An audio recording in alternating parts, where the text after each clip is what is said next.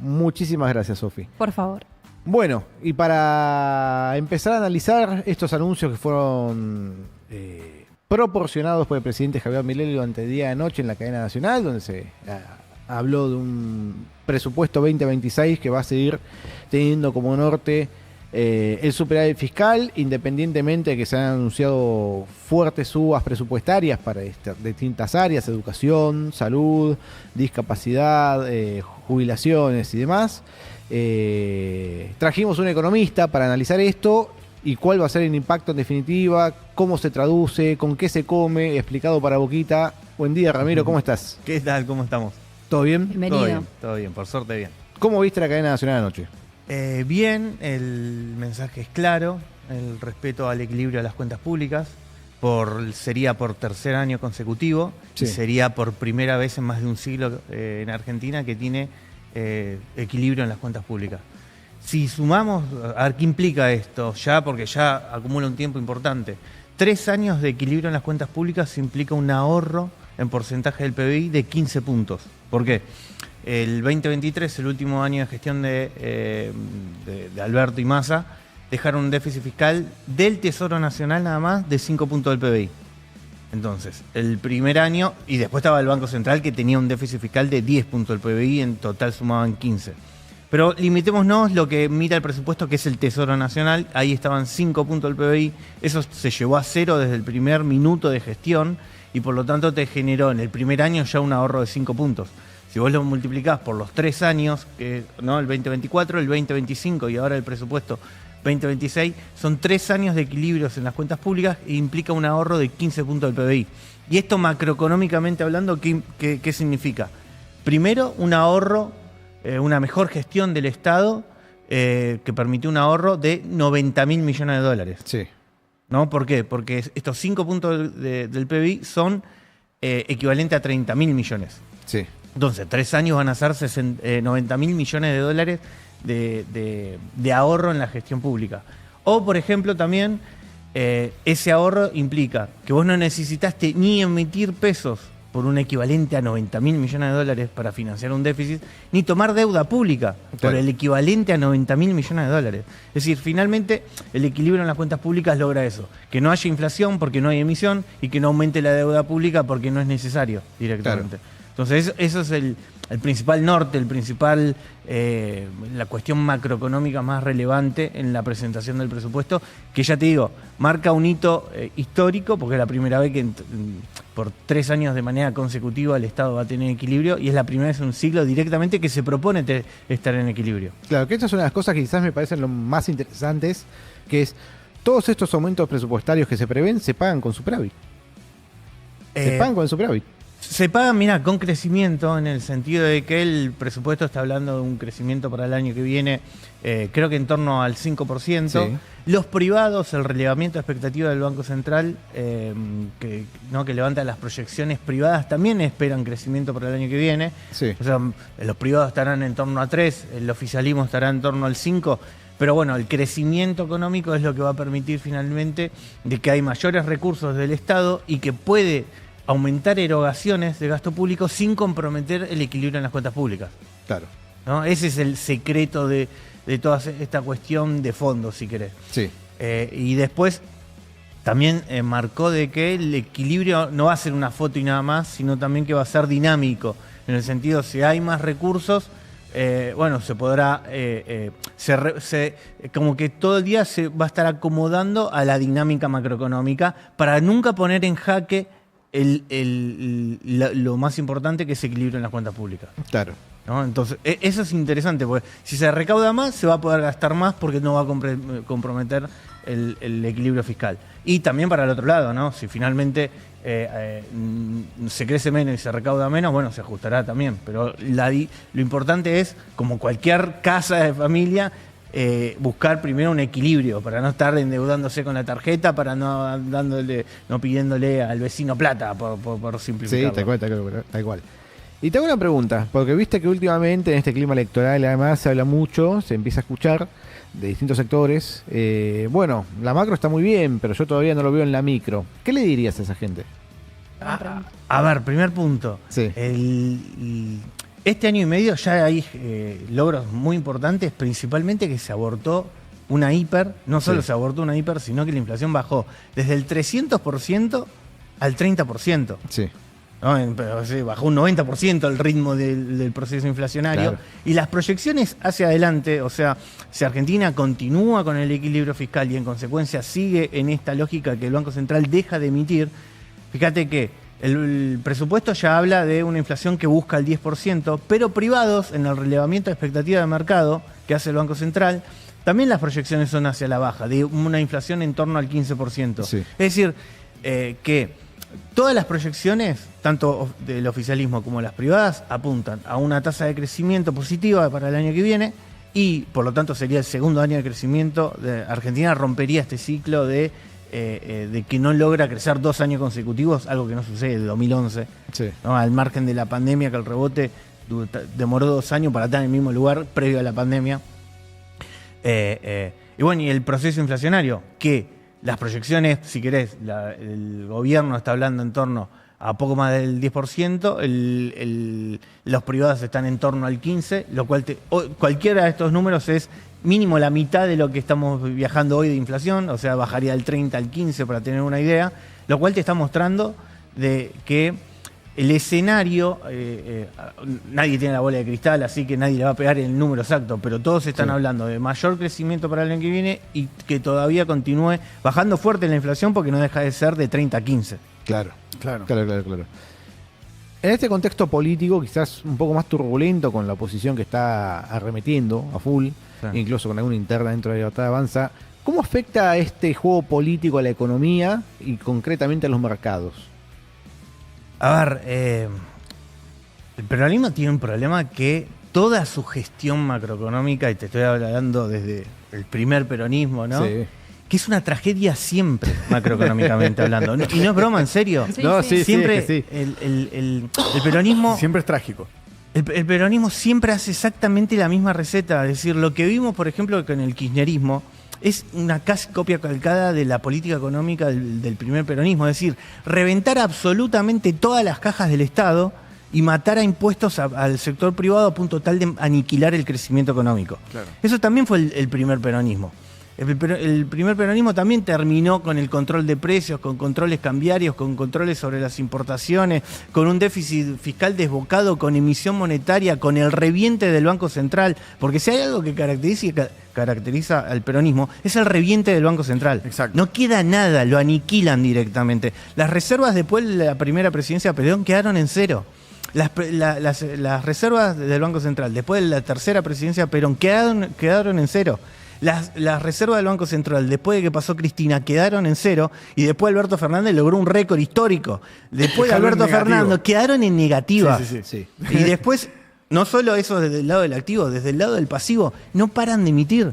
O sea, desde que llegan al gobierno, el primer peronismo, arrancan con el gasto público, porque la lógica del peronismo es intentar comprar.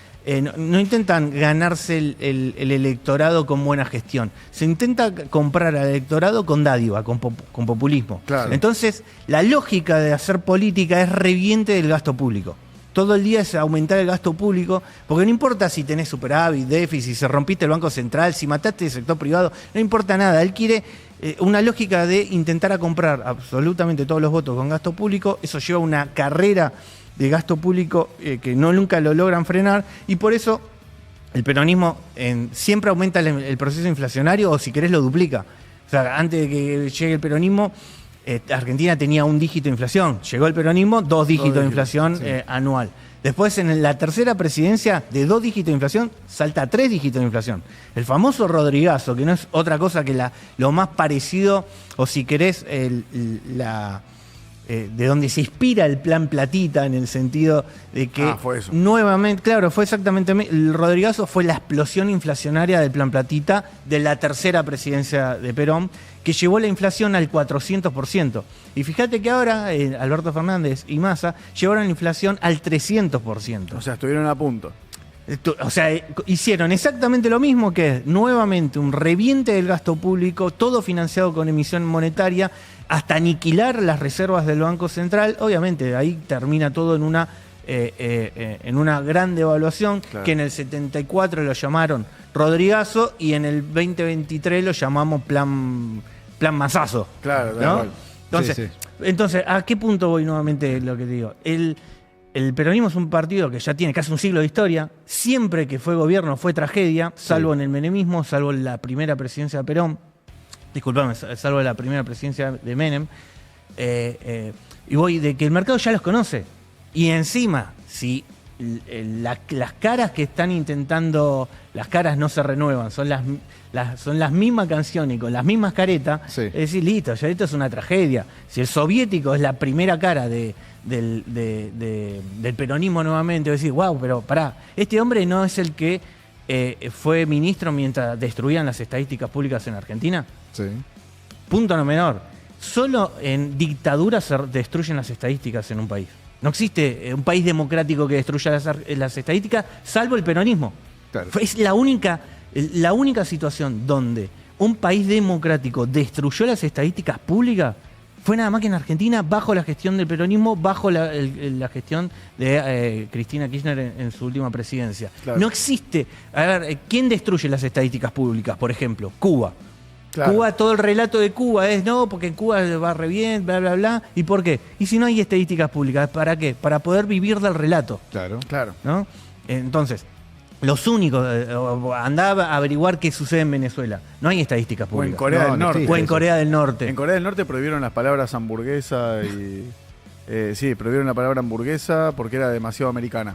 Bueno. Eso sucedió ayer. Pero voy No, a punto... era demasiado tendenciosa. No, era hamburguesa y no me acuerdo qué otras dos palabras más, que son tendenciosas. Ahí Claro. el chat seguramente lo debe haber visto en algún lado. No lo vi. Una cosa de loco. Entonces vos fíjate, no solo destruyen las estadísticas públicas, primero para vivir del relato en vez de la realidad. Después, ¿no es la misma persona que directamente expropió empresas? Sí, Claro. claramente. ¿No? Bueno, Sí. ¿qué cosa más comunista que expropiar que empresas? Recién sacábamos la conclusión. ¿Qué cosa más comunista que destruir las estadísticas públicas? Claro. ¿No? Claro. Y después, ¿qué cosas más fascistas? Porque la política económica del fascismo es el control de precios, es el control cambiario y es el control de importaciones. Entonces, vos tenés que, el peronismo tiene de base la lógica de un comunista con la réplica de un fascista. Sí. Por lo menos lo limito a la política económica. Que en Argentina está muy naturalizado, fueron tantos años y aparte tantos gobiernos que lo único que hacen es replicar la política económica del fascismo italiano, que lo toman como natural. Sí. Y después escuchás a economistas decir que se salió rápido del cepo. El cepo es un control de cambios que solo se ve en dictaduras, el cepo es un control de cambios que solo se ve en la política económica del fascismo italiano. Sí. Las democracias no tienen cepo, la libertad no genera crisis. Y no obstante vos tenés que escuchar ahora economistas que te dicen que se salió mal del cepo. Nunca se sale mal del cepo porque la libertad no genera crisis. Es verdad. Sí, eso Escuchá, es lo que acá- viene diciendo Melconian. Acá tengo las palabras. Hamburguesa, helado y karaoke. Porque para el dictador de Corea del Norte son muy occidentales las palabras. O sea, no, literalmente Sí, sí. las prohibió del vocabulario. Mirá, Sí, sí. Corea del Norte prohibió el uso de hamburguesas, helado y karaoke por ser demasiado occidentales. No, Bueno, ahí tenés. por eso, son las locuras que tiene. ¿Qué prohibiría? Hay que pensar Claro. en qué palabras prohibiría el kirchnerismo, ¿no? O sea, Bueno. y eso también, y esto va a mi pregunta. Sí. El otro día alguien me explicó que el riesgo Cuca es 100% real, es palpable. Lo que estamos hablando. Sí, que el riesgo Cuca es palpable. Que después de las elecciones de provincia de Buenos Aires, lo que entienden los mercados es que ellos no les interesa pagar y no van a pagar porque no legitiman la deuda, ¿no? Ujú. O sea, entonces como el mercado entiende esto por parte del kirchnerismo, los mercados se caen, se Claro. desestabiliza el dólar, el riesgo país. Bueno, la pregunta es, si hay un nuevo kirchnerismo, ponele, ¿no? Vayamos a un hipotético plan. ¿Hay alguna chance de que eso cambie? Esto es para que... No, yo ya sé cuál es la respuesta. Es Sí. para que se los cuentes a los demás. A ver, Evidentemente no, calculo. Argentina, nuevamente, el pasado del peronismo lo condena. La presidencia de Perón, la primera y segunda presidencia de Perón, terminó en default.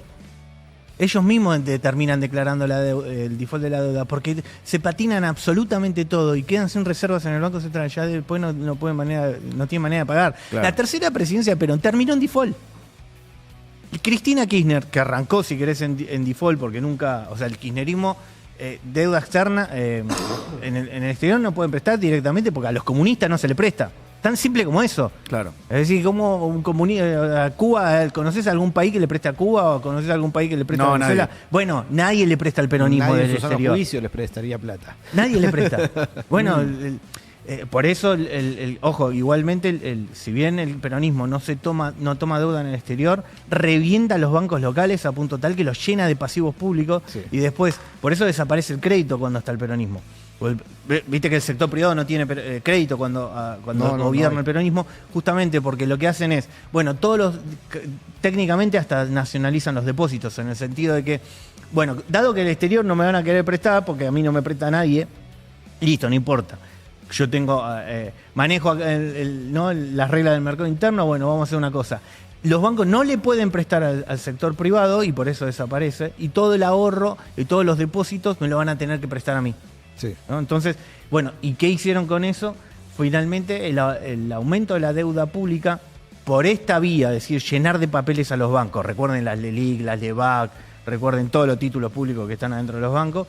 Por esa vía y después por expropiar, recuerden las AFJP, y expropiar las reservas del Banco Central, recuerden todos los que se llaman los, ¿cómo se llama? Bonos. Le colocaron unos bonos y le pusieron un nombre ridículo.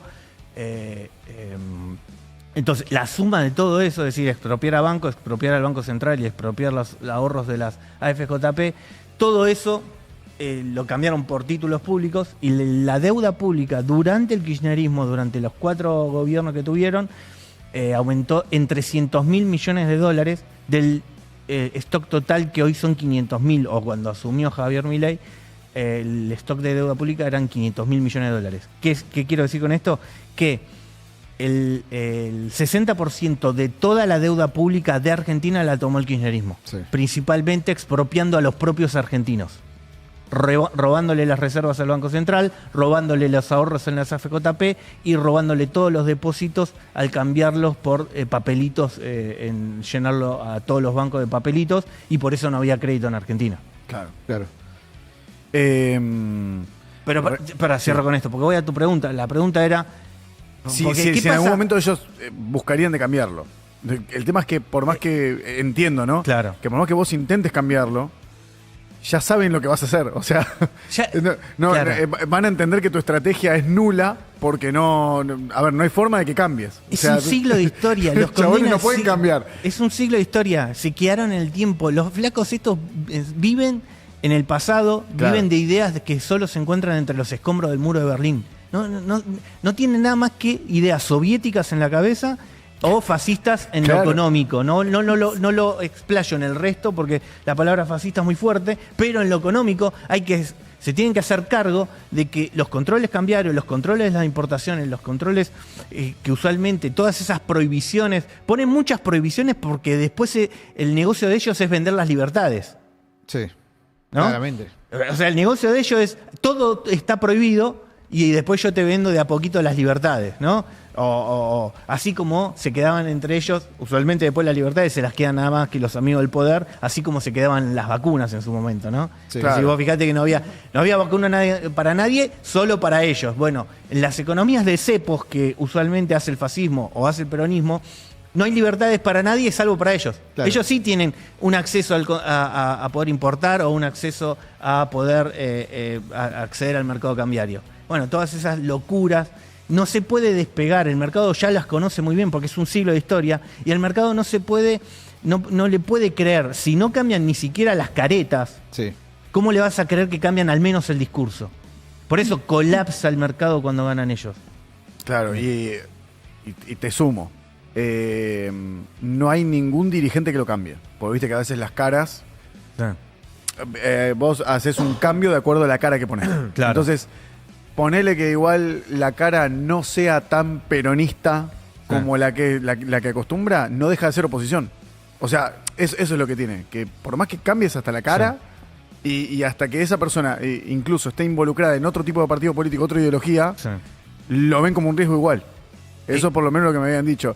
Mirá, aunque ponele a Macri como opositor en este sentido, y vos le pongas la cara de Macri al cuquismo, no va a cambiar nada. Es exactamente igual. Coquimbo. ¿Coquimbo? Coquimbo. O sea, quedó vos claro. pertenecés a ese sector y no importa la cara que tengas. Ya está. Bueno, Vos tenías una pregunta, Sofi. Yo te quería preguntar, Ramiro, Sí. por el dólar. Sí. Que bueno, siempre creo que me parece que el argentino promedio tiene cierta obsesión por el dólar, aunque Sí. con este gobierno me parece que aflojó bastante.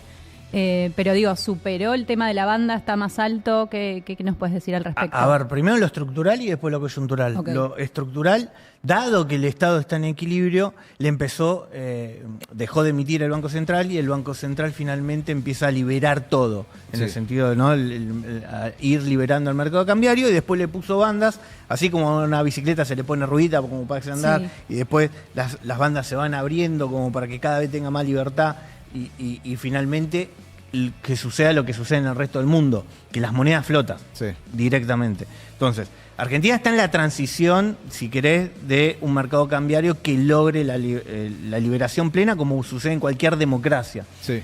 Eso en lo estructural y que se permitió, si querés, gracias al equilibrio en las cuentas públicas. Y ahora lo coyuntural.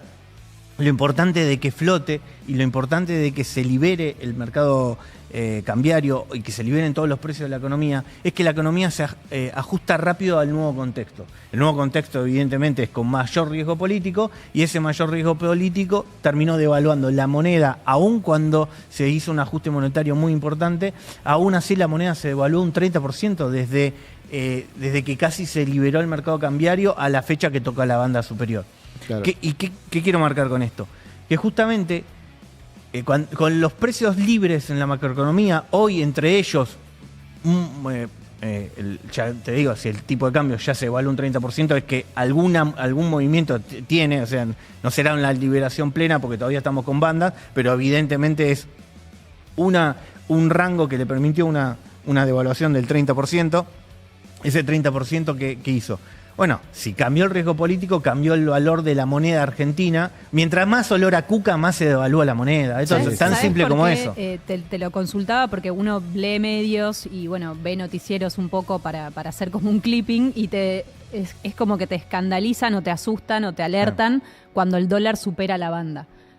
No, Entonces, por eso es la duda, digo. Claro. Bueno, y ahora ahí vamos entonces a lo coyuntural. Toca la banda, el Banco Central tiene 22.000 millones de dólares. Es el propio acuerdo del FMI. Sí. El FMI recapitalizó el Banco Central. ¿Por qué? Porque cada vez que pasa el peronismo, el Banco Central quiebra y no le quedan reservas. Eso ya tómenle como dato porque es un siglo de historia.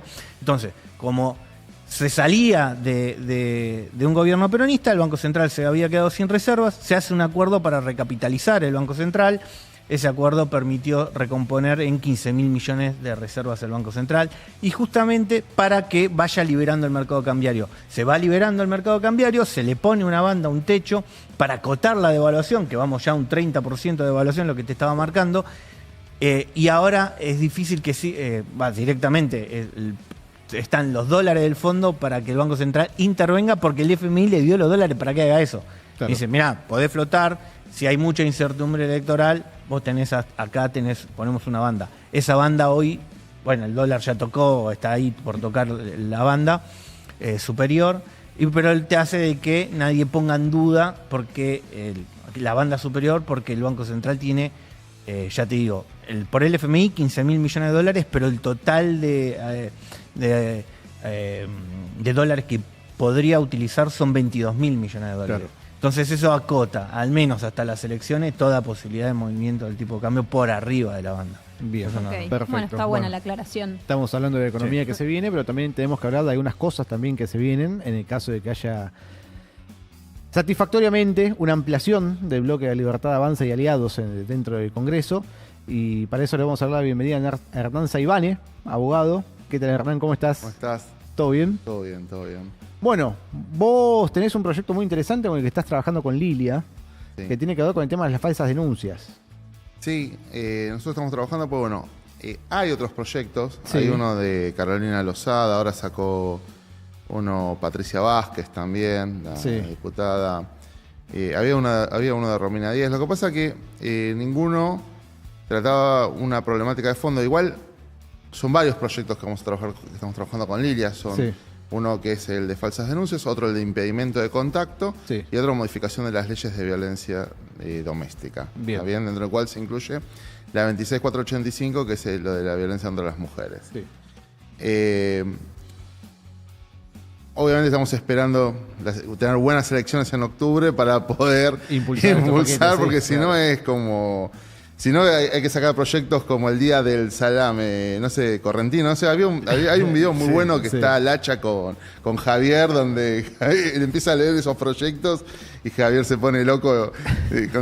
Sí. Es que, claro, o sea, este tipo de temáticas, este tipo de problemáticas necesita necesariamente tener votos en el Congreso, porque si no, no puede salir. Lo mismo pasa con la baja de impuestos o otro tipo de reforma económica. Sí, básicamente porque digamos, del otro lado está el kirchnerismo y la izquierda, que globalmente la izquierda se opone a cualquier tipo de situación con el tema de falsas denuncias. De hecho, por ejemplo, en el Distrito Federal de México estaba el tema de lo que es la alienación parental, lo mismo que en Brasil, y es justamente la izquierda la que continuamente intenta derogar esas leyes, porque bueno, está dentro de su ideología. Esto no viene de ahora, esto viene de Engels.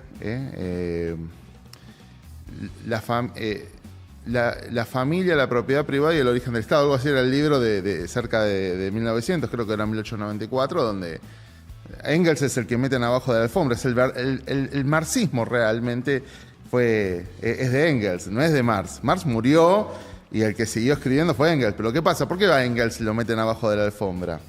Porque Engels era capitalista y tenía fábricas en Inglaterra. Claro, hay que poner a Deita. De hecho de una de las internacionales socialistas no lo dejaron participar. Y él es el que empieza con una idea de que los hijos no son de los padres, o sea, no son descendientes de los padres, sino son de la comunidad. Porque él dice que en el pasado, en algo imaginario, porque después se encontraron tribus perdidas por todos lados de la Edad de Piedra y nunca se dio eso, pero en su ideario de que se tenían hijos y eran de la comunidad, que no eran de, digamos, no importa ni el padre ni la madre, sino de la comunidad, que es básicamente que son de la sociedad, que es parte de lo que es el ideario socialista, que justamente quien implementó eso bien fue Hitler. Claro. Con el tema de que cuando tenían hijos que eran del Estado, que lo estaban probando, que había, de hecho, una de los de ABBA, no sé si uno directamente no es del grupo sueco, era si era ella o fue la madre, que los criaban así tenían hijos y los criaba el Estado. Sí. Era uno de los planes. Por eso, cuando después dicen que es de extrema derecha el nazismo, no, el nazismo es de izquierda y era lo más parecido a... De hecho, eran antes de que se iniciara digamos, la operación Barbarroja, el principal proveedor de la Alemania nazi era la Unión Soviética. Ah, bien. Claro. Y donde se entrenó todo el ejército nazi fue en la Unión Soviética. El colectivismo, si querés, ¿no? Tiene 3 grandes o 4 grandes variantes. Tenés a los comunistas y a los socialistas que imponen sus ideas a los tiros directamente. Claro.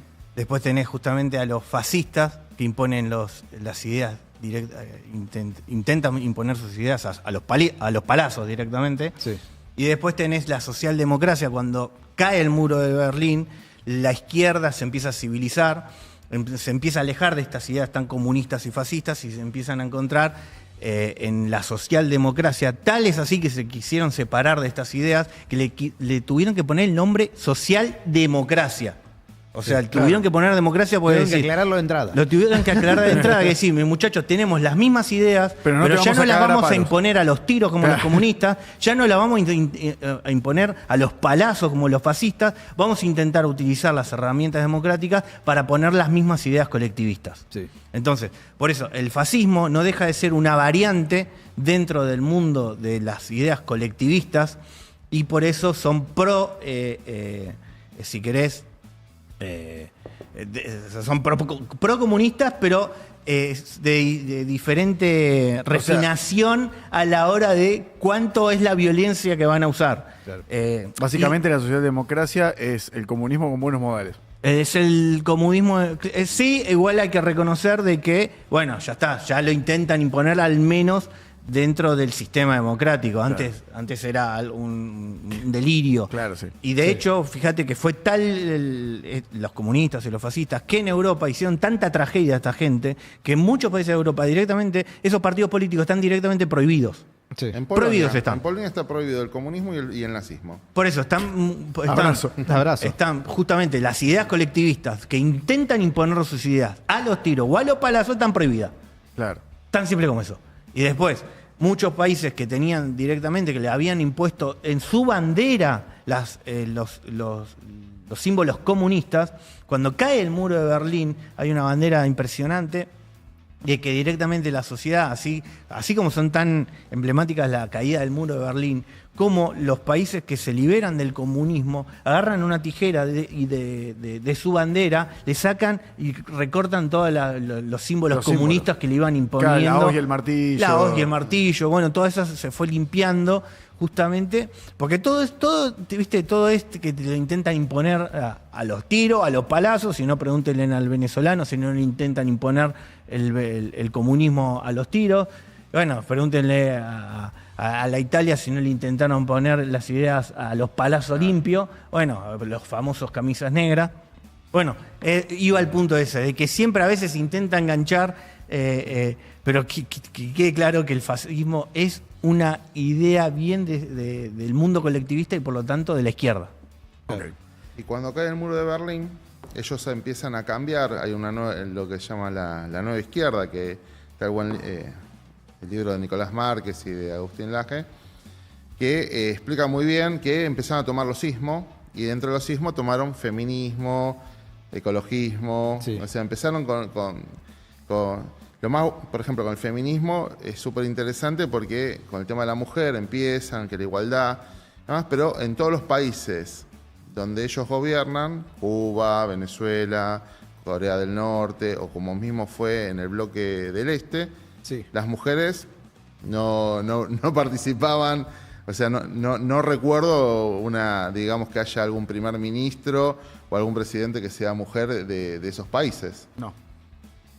Entonces, pero vienen lo mismo que esto que están haciendo ahora con lo del Che Guevara, con la comunidad LGTB, que el Che Guevara los odiaba, o sea, odiaba a los gays, los mataba, pero bueno, ahora es como que hacen una, digamos, resignificación. Y esto estuvo muy bueno porque hubo una especie de debate entre Malena Pichot y Agustín Laje, que Malena Pichot le termina cortando. Y Agustín le había dicho, porque cuando le dice, bueno, ustedes están usando ahora al Che Guevara con, digamos, las banderas LGTB, y le dice, no, pero es una resignificación. Y entonces le dice, ¿vos te imaginás a los judíos, o sea, en Israel con una bandera con Hitler? No. ¿Y sabes por qué? ¿Y por qué le dicen? Y porque saben la historia. Claro. Claro. Escúchame, hoy estamos muy acostumbrados a ver que los cucas principalmente, ¿no? Gente de izquierda, empieza a regularle denuncias a todo el mundo. ¿Querés contarnos en qué consiste más o menos el proyecto? Sí, el concepto, Hay un proyecto... hay un PowerPoint que les pasé, si quieren ir, y si querés vos podés ir indicándoles bueno, a ver, a ellos, así yo voy viendo. si tenés ganas. Sí, ahí lo vamos a poner. Ahí va. Proyecto Mientras de ley tanto, contra la dejen falsa likes. denuncia. Por favor. Sí, Sí. denos likes. Acá está. Bueno, el problema que hay con la falsa denuncia es, por un lado, la intervención del Estado excesiva Sí. en lo que es en la vida familiar, porque esto, más que nada, en este proyecto está orientado hacia lo que es la destrucción, digamos, de la vida familiar. Hay un caso emblemático, es el de Pablo Ghisoni, ¿está bien? Este médico que estuvo preso, tuvo preventiva, y después hace poco salió el hijo Tomás diciendo que esto fue todo armado por mi mamá, que ya lo había dicho el más grande ya lo había dicho, bueno, pero acá fue tan contundente ¿Está bien? De hecho, él había hablado, los cucas, parece lo habían llevado al Congreso a hablar, y él ha dicho, no, que todo lo que yo sufrí por mi papá. Estaba una diputada, Macha, hay una diputada... Sí, ya sé cuál es, sí. Que, bueno, no dijo nada ahora, bueno, y este chico después salió y comentó todo lo que fue pasando. A ver, vamos pasando. Voy a tener que ponerme... Hoy el gran problema que hay con el tema de la falsa denuncia, que es en el artículo 245, Sí. es que los fiscales, como están, no lo interpretan como falsa denuncia. Y dicen, no a nivel de lo que es judicial, sino lo que te dicen es, no, es que vos denunciaste que te robaron el auto para cobrar el seguro y eso lo interpretan como falsa denuncia y nunca como el uso del aparato judicial para dañar a la otra persona. Claro, ¿Está bien? me comprendo. Entonces, a ver... A ver, vamos pasate a pasando. la que viene. Déjalo a pleno si querés. Ahí está. A ver, Perfecto. Pasamos. Bueno, Bueno, los dos caminos legislativos los posibles. dos caminos, uno es el de Carolina Lozada, que básicamente está orientado únicamente a lo que es la falsa denuncia en lo que es en contextos de violencia de género, Ok. pero nosotros agregamos también lo que es la obstrucción de vínculo, utilizado como en el caso de Pablo Guisoni, que Pablo Guisoni estuvo, bueno, al más chico hace más de 10 años que no lo ve, y al del medio estuvo 10 años sin verlo, y el mismo, el otro día cuando estuvimos exponiendo ahí en el Salón de Diputados, estuvo contando que, bueno, que él tampoco ve, el más grande tampoco estuvo muchos años sin ver a sus hermanos. Claro. En base a una denuncia. ¿Cómo se construyó esta denuncia, este caso? Este caso empezó Karina Vázquez, que ahora trabaja para Espinosa, aparte, vamos a decirlo, a pesar de todo esto que pasó, ella y Liliana Hendel, que son las encargadas y Enrique Stola, que son parte, que inclusive ahora están denunciados por asociación ilícita, Sí. que organizan esto, Liliana Hendel está a cargo de acceso a la justicia. ¿Esto todo en La Matanza? En La Matanza, sí, Ok. en La Matanza. Espinosa no tomó. ¿Qué? Paradojas, ¿no? Porque en el documental Borrando a Papá, Liliana Hendel dice que en las causas de violencia de género, el hombre es culpable hasta que demuestre lo contrario, dado que, a menos que seas Espinosa. Cuando no es Espinosa, Fernando Espinosa, claro, sí. Ahí no pasa nada. no dijeron nada. Fernando Espinosa está elevado a juicio por Abuso sexual. abuso a Amelio Empleada. de Amelio de Recausas. Recausca, sí. No dijeron nada. Nada. Cuando pasó lo de, ¿cómo se llama? Guasora. Sí. Ezequiel Guasora. Ezequiel Guasora. Tampoco. Alperovich. Tampoco. Cuando Claro. pasan, había uno también, Pedro Brieger. Brieger. Sí, que Tampoco. Pedro Brieger de C5N, sí. Es verdad. Tampoco. Y así un montón de casos no dicen nada, o sea, pero Entonces, ¿en esto qué es lo que se modifica? bueno, lo que vamos a modificar es el agravante. O sea, primero que tratamos de modificar no solo situaciones en el Código Penal, sino también en el Código Procesal, Sí. para que después, digamos, actúe la Fiscalía. Porque el problema que hay es que no actúan y lo que hacen es archivan directamente la causa, porque la Fiscalía dice, cuando hay un tema de familia o de violencia de género, dice, esto es un problema de familia y que se ocupe familia. Claro. ¿Está bien? Entonces, Sí. no interviene. Entonces nosotros lo que estamos cambiando es, para que intervenga la Fiscalía, y uno de los grandes cambios, porque si no también te lo pasan al 109, que es calumnias, y calumnias es una multa. Claro. No hay pena, entonces lo que hacemos es un cambio de pena de prisión y aparte un agravante. ¿Cuáles son otros agravantes? Es el tema de ir a los medios de comunicación a difundir la mentira. Claro. Porque Claro, o sea, claro, si no hay vas un con la video, no sé si denuncia, lo podemos Que pasar. es una herramienta prácticamente extorsiva. ¿Sí? Sí. Hay un video que está, la del caso Guisoni, va a lo de Mariana Fabiani. Le hacen sí, yo sé lo todo que- un video. Y Mariana Fabiani que dice, ahí están las afirmaciones. Te las leo si querés. Sí, dale. Afirmaciones falsas de los medios. Dijo, esta es la, entre comillas, víctima de Guisone. Sí. ¿No? Bueno, dijo, este hombre estuvo preso. Este caso muestra todas las falencias del sistema judicial argentino. Primero. Segundo, tiene tanta prueba en su contra, los chicos declararon en cámara Gesell.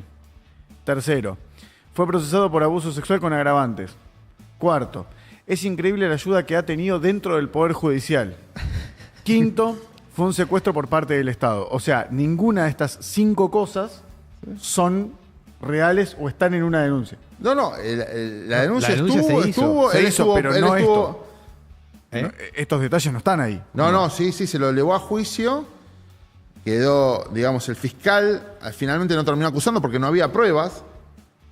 Claro. Y ahora en casación confirmó. Pero como la pagamos entre todos, digamos, porque son todos, usan, por ejemplo, las abogadas pagas de la intendencia de Fernando Espinosa. Sí. ¿Está bien? Entonces va a ir hasta la Suprema Corte en la provincia, después va a ir a la Corte Suprema en la Nación y va a seguir, total, lo pagamos nosotros. Es así. Okay. Va a seguir apelando. Esto es, en los casos también estuvo en otro programa, Señor Juez, creo que era el que estaba por Telefe, sí. también estuvo, y ninguno, yo por lo menos no vi que Mariana Fabiani haya pedido disculpas. Por eso nosotros modificamos en el proyecto, pedimos modificar también el 114, que cuando pasa esto, bueno, que tenga que pedir el mismo tiempo que le dedicó, va a tener que dedicarlo a digamos... Exactamente, a manifestar la realidad de las cosas y a pedir las disculpas del caso. Exactamente. Bueno, A ver, ¿podemos avanzar? Bueno, es todo lo que dijo de Andrea Vázquez, Andrea Karina Vázquez, ahí está. Todo lo que estuvo diciendo. Y siempre, ahí está, esto es fantástico. Andrea Vázquez, Los personajes, ¿no? que siempre está con la madre de Plaza de Mayo. Con Vilma Ripoll, mirá. Claro. Hay un video, si lo pueden pasar, hay un video de Vilma Ripoll que fue con ella a insultar a la gente en el juzgado. No, increíble. No, impresionante. Está ahí. El Dropbox que me mandaste. Sí, en el Dropbox está. Ah, ok. Está y Igual, bueno, tampoco me extraña mucho que este tipo de abogadas se manejen en estos ámbitos. O sea, es algo bastante regular. Pero esto es lo que te vamos diciendo, a la izquierda como apoya todo esto. Sí, obvio, total. Siempre están... hay un juez que lo echaron por maltrato laboral, que era Carlos Rosansky. Claro. Sí. Que también está todo en esto metido. Que fue... Este grupito los vas a encontrar en la denuncia que le hicieron a Cunio Libarrona hace poco. Sí. Están todos están en Liliana Hendel. Son siempre los mismos.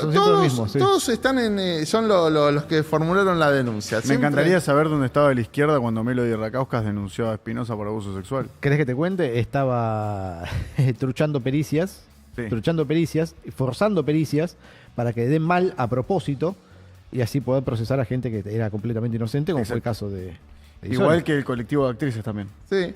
En la de Racauskas es peor todavía. Le pusieron un abogado. ¿Sabes a quién le pusieron de abogado que estuvo un mes?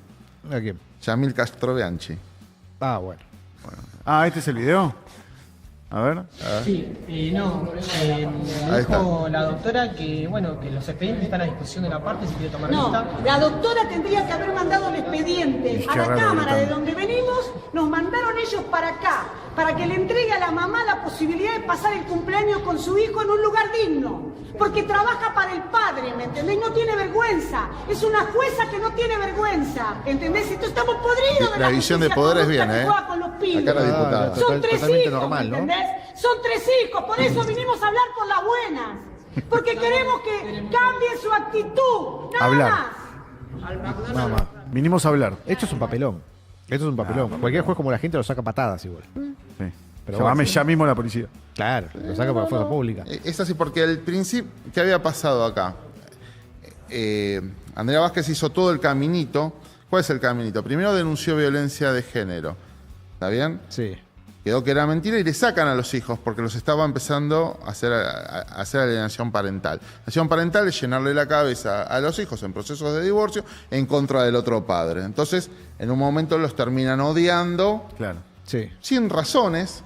¿Está bien? No, pero porque le es hicieron... el machaque mental que te hacen que... Sí. Entonces ahí logra ella, pide un régimen y cuando...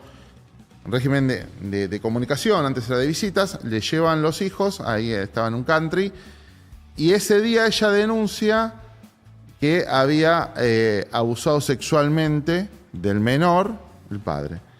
para no tener que reintegrarlos. Como el hijo mayor le dijo, vos estás mal de la cabeza, me voy de acá, lo denunció también que el hijo mayor había abusado sexualmente del hijo menor. Claro, un desastre. Y hace poco también denunció a su propio padre, porque parece que tuvo que salir a pedirle disculpas, porque le apoyaba en su tiempo, le salió a pedir disculpas a este médico, porque también lo denunció, dijo que había abusado de una sobrina, o sea, denuncian a todo el mundo y total no hay consecuencias.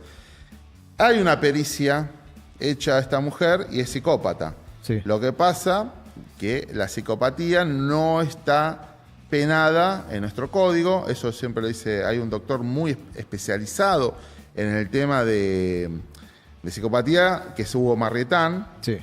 Dice, no tenemos, ojo con el tema de los psicópatas, no tenemos nada en el código. Tenemos, por ejemplo, una psicópata ahora en Constitución con una tobillera. Sí. Ese es psicópata. Claramente. Pero bueno, no está condenada por psicópata. Claro. Y le voy a hacer una pregunta así ya. Hay una pregunta cruzada que quería hacerles a ustedes dos, a Ramiro y tanto a Ramiro como a Hernán, que siempre me pareció un debate interesantísimo y siempre ha despertado alguna curiosidad. ¿La economía necesita el derecho o el derecho necesita la economía? La economía, a ver, el individuo necesita libertad. Sí. Y que el Estado... mira, ¿cuál es la mirada del Estado por parte de la izquierda y la mirada del Estado por parte de una mirada más liberal? El Estado, y dentro de la democracia, ¿no? Dentro de la socialdemocracia y no todo lo que estábamos hablando antes. Si querés, la izquierda, hoy, ¿no? Dentro de la socialdemocracia o dentro del mundo civilizado o dentro del marco democrático, entiende al Estado como un rol paternalista. Sí. En el sentido de que ahí el individuo, ¿no? Primero se emancipa del padre, pero después, inmediatamente que se emancipa del padre, queda abajo de la tutela del Estado. Sí. ¿No? Y entonces por eso el Estado, la izquierda siempre trata al individuo como un infante. No, que le dice que puede y que no puede, a punto tal, no sé, vamos a otro ejemplo en el tiempo. La ley seca en Estados Unidos, hubo un momento donde el Estado decía, no, vos podés tomar o vos no podés tomar, ¿y quién sos vos para decirme qué puedo hacer? Punto. O sea, porque es vos burócrata. Claro. El Estado es una entelequia. Sí. Vos burócrata, vos quién sos para decirme qué puedo hacer, ¿no? En ese sentido. Y después, por eso te digo, que es una mirada paternalista que busca... que vea al individuo como un infante y lo limita siempre ahí y está todo el día tomando decisiones por él, porque directamente a él lo subestima, lo considera que no es capaz de tomar decisiones. Sí. Y el liberal utiliza al Estado como garante de las libertades individuales. Es completamente diferente. El objetivo del Estado dentro del liberalismo es que no haya ninguna minoría que te destruya tus libertades individuales. Claro. Pero es conceptualmente, vos fíjate, que es la misma idea o sea, es usar el Estado, pero con dos grandes objetivos completamente diferentes. Uno, para imponer... Y de hecho que desaparezca el individualismo porque los colectivos son más importantes y él dice, no, mira, vos no puedes hacer tal cosa porque... Y te sacan a vos libertades individuales, te las sacan en nombre de una minoría, supuestamente. Sí. Y el liberalismo no es así, el liberalismo directamente dice, no, vos no podés, en nombre de algún grupo... aun cuando sea mayoritario, vos no podés avanzar sobre las libertades individuales de los ciudadanos. Y eso hace que sea completamente el rol del Estado en la economía para la izquierda, avanza todo el día porque te trata como un idiota, literalmente, o como un infante, si querés, no tenés capacidad como para tomar decisiones por vos mismo y todas las decisiones las va a terminar tomando el Estado por vos, que es un burócrata que seguramente le va mal en la vida. O sea, lo peor es eso. Un resentido. Que por eso la fatal arrogancia que hablaba Hayek, es eso. Vos sos sos tan humano como yo, tan con todos los aciertos y virtudes que, ¿no? Y de repente vos te creés que porque sos burócrata tenés que decidir sobre mis cuestiones. Bueno, y después justamente, dado que, hay que limitar esa fatal arrogancia de que aparece una mirada del Estado que es buscar el respeto de las libertades individuales de los ciudadanos. Y déjamelo poner un ejemplo concreto. Sí. Por ejemplo, porque esto se deriva en que un Estado está todo el día avanzando y el otro Estado, el objetivo es limitar el poder del Estado. Limitarlo, porque no puede avanzar sobre cuestiones de las libertades individuales. Y voy al ejemplo que te quería marcar. Supuestamente en Argentina, viste que te cierran las importaciones absolutamente de todo, y a eso lo llaman de manera bastante hipócrita y bastante, con un eufemismo, lo llaman política industrial. Sí. O sea, al ciudadano le sacan las libertades de comprar el producto lo más barato posible, y a eso lo llama, ¿no?, política industrial. Vos fíjate cómo ahí el ciudadano perdió libertades.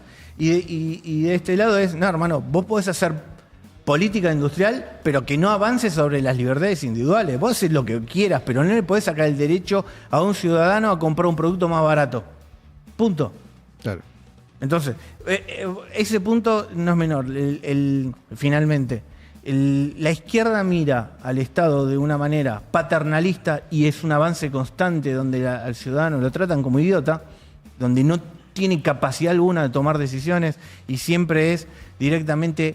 que aparte le hace el camino a la dádiva, ¿no? En el sentido de que, no, mirá, vos sos un idiota, no podés trabajar, acá tenés un plan social como para...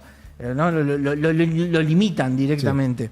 Sí. Y en el otro no, el otro es justamente, no. A ver, una vez que uno es adulto, toma sus propias decisiones y no puede ningún burócrata sacarle las libertades o las herramientas para poder prosperar. Vos no le podés decir que no puede importar o que no puede acceder al mercado de cambios, porque directamente le estás sacando libertades que le afectan si querés, a su economía y por lo tanto a sus derechos de poder vivir solos con plena independencia del Estado. Claro. ¿Querido? No, adhiero, con algunas excepciones que voy a decirte con respecto a lo que está pasando, digamos, ahora con el tema de las importaciones y demás. Si me dejás, está bárbaro, pero... Por un lado estamos hablando de importación, pero por otro lado tenemos en las leyes laborales, tenemos la Carta del Laboro del 27 de Benito Mussolini. Entonces, ojo con eso, porque necesitamos. Cuando se hizo el decreto 70-2023, en ese momento nosotros con Lache y demás habíamos visitado varios diputados, senadores. Bueno, finalmente la justicia dictaminó que era el capítulo 4, no se avanzara. Tenemos un problema, porque por un lado queremos merecemos una economía abierta, poder comprar, pero también tenemos que poder competir. Y con las leyes laborales que tenemos, con la parte tributaria que tenemos, ¿está bien? Y con la parte sindical que hay en Argentina, se vuelve complicado. Muy complicado. Entonces, es importante que a partir de octubre, primero que se gane, eso es muy importante, y si querés ahí después hacemos un comentario, que lo habíamos hecho en privado, lo vamos a hacer, sí. Y después que se avance, ¿está bien? Porque sabes bien que si no tenemos la reforma laboral pro iniciativa privada, vuelvo a aclarar porque a veces hay reformas, dicen, vamos a hacer reforma laboral, las reformas laborales que hizo Recalde, después de que fue un desastre para las pymes. ¿También? Porque sí, las mató. ¿Cuál es el tema? Le dicen, te cierro el mercado, vos provees al Estado, todo. Ahí, y seguime poniendo leyes laborales, seguí avanzando con la Carta del Laboro. Y eso fue muy dañino. Fíjate que ¿cuánto hace que no se crea empleo privado en Argentina? 10 años, más de 10 años que no. Sí, ya casi 15 años que no se crea. El empleo registrado hace más de 15 años que no se crea en Argentina. Son 6 millones todo el tiempo estable ahí. Cuando rebota la economía son 6.300.000, cuando entra la economía en recesión llega a 6 millones. Entonces siempre estamos en ese ciclo de 300.000 desde el 2011 o 2010 más o menos, que estamos ahí boyando siempre en la misma cantidad de empleo registrado. vamos por un ejemplo, un mecánico, no sé, una panadera, alguien que quiera tomar personal, el blanco no puede, porque las cargas son altísimas, porque terminar una relación laboral es carísima, a veces es tan cara como está hoy, olvidemos juicios, multas y demás, tan cara como está hoy, que tienen que cerrar el negocio. O otras situaciones, por ejemplo, como estaba diciendo Ricardo, que uno se tiene que hacer, digamos, tan paternalista que, no sé, tenés a alguien, se rompe la pierna jugando al fútbol un domingo y no sé, el mecánico lo tiene que pagar 3 meses o 6 meses, depende del tiempo que esté, y si tiene carga de familia de 6 meses a 1 año. ¿Cómo hace para sobrevivir? Yo contrato a alguien, no tiene un accidente, no es culpa mía que yo había puesto, no tenía las condiciones. No, se rompió la pierna jugando al fútbol. Sí. ¿Sí? O alguien está trabajando, se muere y tenés que pagar el 50% de indemnización más todas las cargas. Entonces, eso hace que sea muy difícil. En los países donde, digamos, las relaciones laborales son libres, y esto porque muchos dicen, bueno, los derechos laborales, no, porque muchos que están mirando dicen eso, ganan mucho más dinero. Claro. Los salarios son muchísimo más altos. En Estados Unidos te despiden que no hay ningún tipo de indemnización en general. Como dicen, severance package en algunos casos, pero son en algunas compañías y algo acordado entre las partes. Cruza la calle y consigue trabajo en otro lado y tal vez gana más. Y acá es como que no se quiere eso. Dentro del mundo laboral, la reforma es, disculpa, la subdivido en dos. La reforma sindical y, si querés, la reforma laboral. La reforma sindical, Argentina, como bien marcás, es una copia de la Carta del Lavoro del fascismo italiano. En consecuencia, viene con ese origen. ¿Y cuál es el origen? Fue el que el peronismo primero le regaló el unicato a los sindicatos, y por eso no cambian nunca de cúpula, y de repente una empresa en Jujuy se tiene que acatar las órdenes que salen desde Buenos Aires, o decir, mira, está completamente desconectado. O el Mata, no sé, el Toyota, que tiene la fábrica gigante, y el mecánico que tiene el taller Acol, como están dentro del mismo convenio, tiene que poner las mismas condiciones. O algo que genera el unicato también es que las decisiones no salen desde abajo hacia arriba, sino que directamente salen arriba. Por ejemplo, de repente anuncian paro general, y todos los asalariados dicen, no sabía, mirá, 5 gatos locos en una mesa dijeron que todo el país tiene que parar. Eso lo hace el unicato porque justamente no tiene representación. Claro. O sea, están todos ahí nucleados, entonces no tiene... En cualquier otro país se va caldeando la cosa, el derecho a huelga es algo constitucional, se va caldeando, y llega la orden desde abajo hacia arriba de que hace un paro general. El unicato lo da vuelta. El unicato es que quizás abajo no está pasando nada y de un día para el otro va y por una cuestión política nada más, por una cuestión de negociación de fuerzas directamente contra el gobierno, 5 gatos locos desde arriba dicen todo el sistema de asalariado, nadie puede trabajar. Claro. ¿Y vos quién sos para decirlo si ni siquiera tiene... O peor, los casos de los bloqueos sindicales. Peor, vos querés ir a trabajar y 5 paran. Esto lo hace mucho el sindicato de los lecheros, Atilra. Claro. Y no te dejan pasar. Hay videos de esto. No te dejan pasar y te bloquean. Porque, ¿qué logran con eso? Logran que la empresa le empiece a ir mal y después viene un amigo del sindicalista y la compra por 2 pesos. Claro. Por eso está trabajando muy fuerte también el MEAP. ¿Está bien? En contra... que tiene mucho el apoyo de Patricia, inclusive ahora hay una diputada, Verónica Razzini, también, pero ese es en Argentina, en algunos otros países también, pero es increíble. La reforma sindical es la eliminación del unicato y que haya democracia dentro de... Y hay que sacar la cuota solidaria también. Después, obviamente, el curro que tuvieron el gran curro y la gran caja que tienen los sindicatos son las obras sociales. Es el único país del mundo, Argentina es el único país del mundo, donde el sindicalismo tiene algo que ver con el sistema de salud.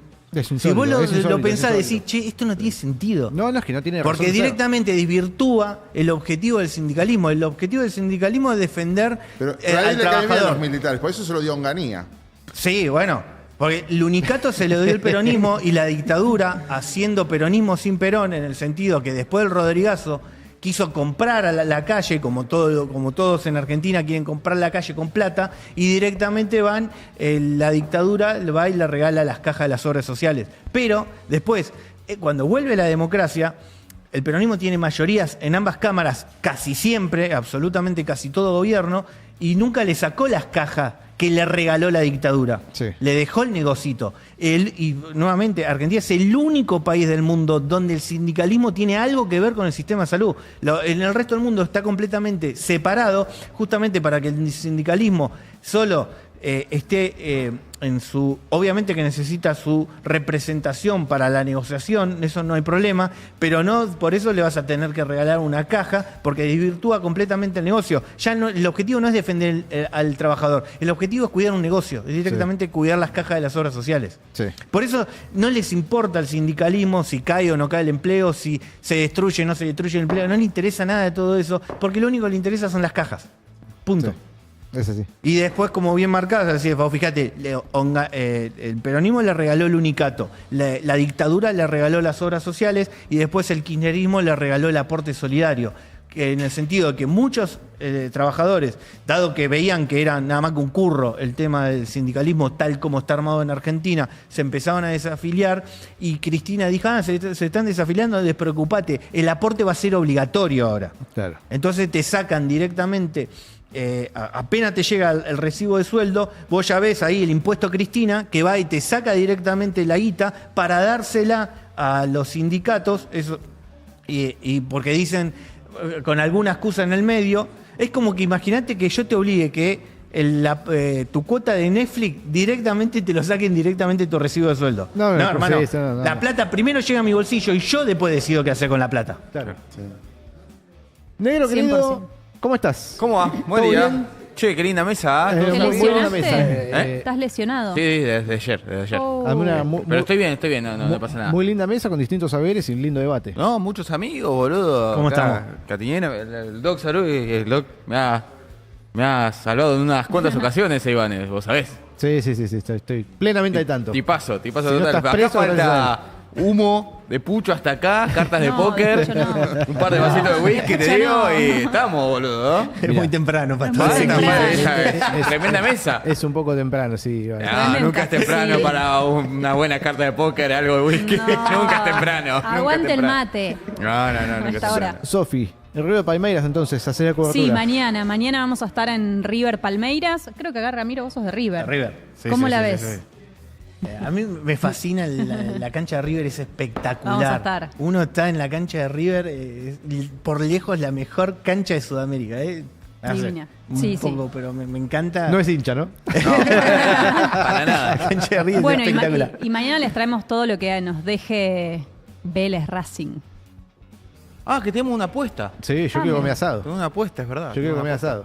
No, Y gracias a Rayo me parece que voy a comer asado. Ese equipo de mierda y cuál es hincha. No No, digas ni así. me escucha, ni me escucha. digas consorcio, así. boludo.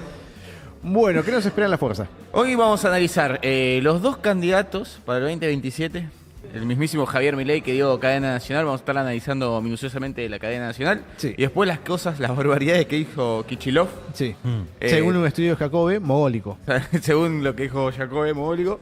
Y viene Yashi para la Morales. segunda hora para analizar los temas económicos desde el domingo de las elecciones a hoy, cómo se fueron moviendo las variables. Espectacular. Bueno, Ramiro, Hernán, les agradezco 1.000.000 por haber venido. Se armó una muy linda mesa de debate. Están más que bienvenidos, más que invitados a reeditar esta ocasión, si quieren incluso las 2 horas. Un lujo. Bueno, Un cuando lujo quieran me total. invitan y vengo a Porque charlar. gran- Lo que podemos hablar en la próxima es el tema de los libros porno de Kicillof. Sí, pero eso. Y cómo, digamos, incentivan a la pedofilia. Sí. Y porque- Es todo un... y es que tampoco es sorprendente, ¿no? Porque Cuca igual pedófilo. Es una realidad que hay que No, asumir. pero en los libros Pero es son- explícito, ¿eh? No, por eso te digo. Además ya hay unos cuantos con causas al respecto. Bueno, Negrito, que tengas un muy buen programa. Muchas gracias. Gracias, chicos, por venir. Sofi, Nos vemos mañana. Sofi, nos vemos mañana. Queen Sophie. Nos Así vemos mañana. que les agradezco a todos por estar al otro lado, por acompañarnos como nos acompañan todas las mañanas. Los invito a quedarse para seguir con la fuerza acá con el Negro Almeida. Que tengan un maravilloso día martes. Nos vemos. Chau.